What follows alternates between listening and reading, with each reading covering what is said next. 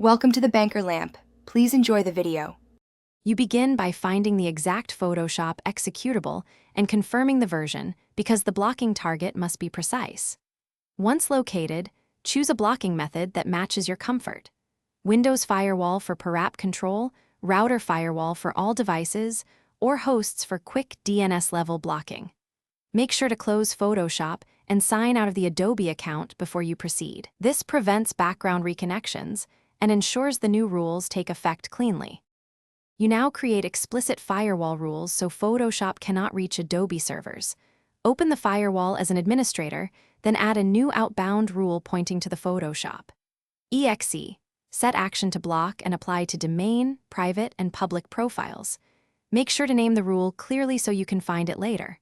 Once done, test by launching Photoshop offline if the app still accesses the internet. Also add a matching inbound rule and recheck rule scope and executable path to avoid misses.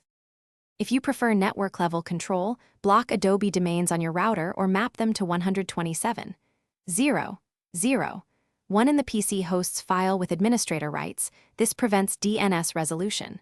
Once done, restart network services or reboot the machine to ensure cache is clear and the new configuration applies. Finally, launch Photoshop and confirm no online features load. Troubleshooting tip.